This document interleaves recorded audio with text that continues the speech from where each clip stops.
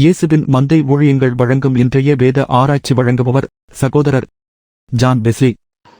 ஆண்டவராய் இயேசு கிறிஸ்துவின் ஈடு இணையற்ற நாமத்தினாலே உங்கள் அனைவருக்கும் அன்பான வாழ்த்துக்கள்.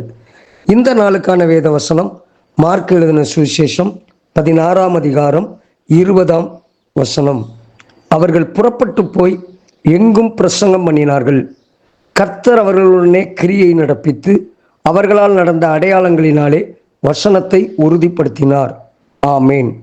அருமையான கர்த்தருடைய பிள்ளைகளே, இயேசு கிறிஸ்து மரித்தார், உயிரோடு எழுந்தார். சீஷர்களுக்கும் அநேக தேவ பிள்ளைகளுக்கும் தம்மை ஜீவிக்கிறவராய் உயிரோடு எழுந்தவராய் அடையாளம் காண்பித்தார். கடைசியாக அவர் இந்த உலகத்தை விட்டு எடுக்கப்படும் போது சீஷர்களை அழைத்து அவர்களிடத்தில் கொடுத்த ஒரு கட்டளை கொடுத்தார். மார்க்கு 16:15. பின்பு அவர் அவர்களை நோக்கி, நீங்கள் உலகமெங்கும் போய் சர்வ சிருஷ்டிக்கும் சுவிசேஷத்தை பிரசங்கியுங்கள். அருமையான கர்த்தருடைய பிள்ளைகளே, ஆண்டவர் இந்த உலகத்திலிருந்து எடுக்கப்படும் போது அவர்களுக்கு கொடுத்த கட்டளை, நீங்கள் சுவிசேஷத்தை பிரசங்கியுங்கள். இங்கே வசனம் சொல்லுகிறது, அவர்கள் புறப்பட்டு போய் அவர் எடுத்து கொள்ளப்பட்ட போது எங்கும் பிரசங்கம் பண்ணினார். அவர்களுக்கு ஆண்டவர் சுவிசேஷத்தை அறிவியுங்கள் என்று மாத்திரம் சொல்லவில்லை, நீங்கள் விசுவாசத்தோடு செய்தீர்கள் என்றால்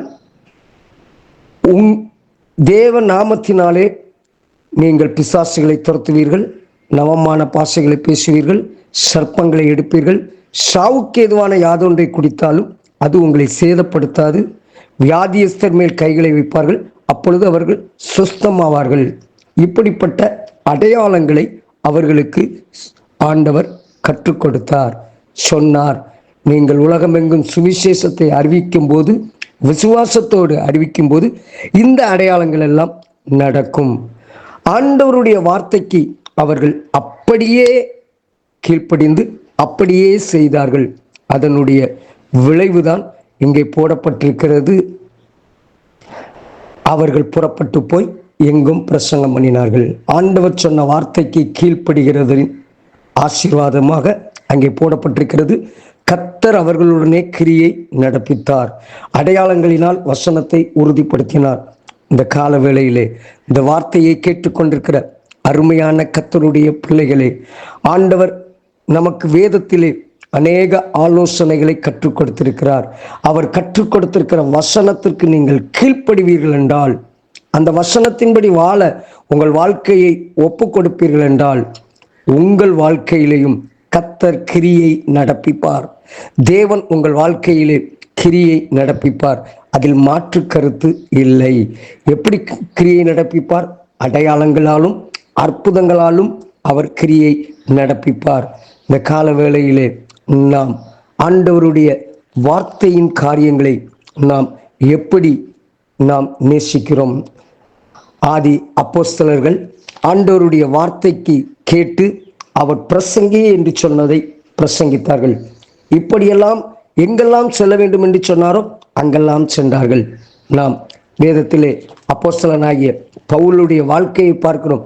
ஆண்டவர் போ என்று சொல்லும்போது அதன் நிமித்தம் வருகிற பாடுகளை குறித்து கவலைப்படவில்லை, அது நிமித்தம் வருகிற நெருக்கங்களை குறித்து கவலைப்படவில்லை. ஆம், ஒரே ஒரு காரியம், நெருக்கப்படுகிறவர்களுக்கு தஞ்சமாயிருக்கிற கர்த்தரை நம்பி அவர் சொன்னதற்காக மரணத்தையும் சந்திப்பதற்கு அவர்கள் துணிந்து தேவனுடைய வார்த்தையை செய்தார்கள். இந்த கால வேளையிலே நாமும் கூட நம்மை நாமே ஆராய்ந்து பார்ப்போம். ஆண்டவருடைய வார்த்தையின்படி அவர் சொன்னபடி அப்படியே கீழ்ப்படிந்து அவருக்காக நாம் வாழ்கிற வாழ்க்கை வாழ்கிறோமா? உம்முடைய நாமம் பூமி எங்கும் எவ்வளவு மேன்மையுள்ளதாயிருக்கிறது என்று சங்கீதம் 8:9 சொல்லப்பட்டிருக்கிறது. அந்த மேன்மையான காரியம் நம் மூலமாய் வெளிப்பட வேண்டும். நம் மூலமாய் வெளிப்பட வேண்டும் என்றால் தேவன் நமக்கு கற்றுக் கொடுக்கிற வசனத்தின்படி, தேவன் நமக்கு காண்பிக்கிற பாதையின்படி. அதனால்தான் சங்கீதம் 17:15 தாவீது சொல்கிறார், நானோ நீதியில் உம்முடைய முகத்தை தரிசிப்பேன், நான் விழிக்கும் போது உமது சாயலால் திருப்தியாவேன். அருமையான கர்த்தருடைய பிள்ளைகளே, ஆண்டவருக்காக அவர் கற்றுக் கொடுத்திருக்கிற பாதையிலே நாம் அவர் நமக்கு சொன்னபடி எல்லாம் செய்வோம். நாம் அப்படி செய்யும்போது கர்த்தர் நம்மை ஆசீர்வதிப்பார். சங்கீதக்காரன் 16:7 சொல்கிறார், எனக்கு ஆலோசனை தந்த கர்த்தரை துதிப்பேன். அவர் ஆலோசனை தருகிற கர்த்தர். சங்கீதம் 32:8 சொல்கிறதோ, போதித்து நடத்துகிற கர்த்தர். அந்த போதித்து நடத்துகிற கர்த்தருடைய வார்த்தைக்கு கீழ்ப்படிவோம். கர்த்தர் நம்மை ஆசீர்வதிப்பாராக. ஜெபிப்போம். அன்பின் தகப்பனே, நீர் எங்களுக்கு கற்றுக்கொடும். நாங்கள் அப்படியே செய்வோம், நாங்கள் அப்படியே வாழ்வோம். நீர் காண்பிக்கிற பாதையிலே ஓட எங்களை ஒப்புக் கொடுக்கிறோம். கர்த்தர் உங்களை ஆசீர்வதிப்பாராக. God bless you. ஆமென்.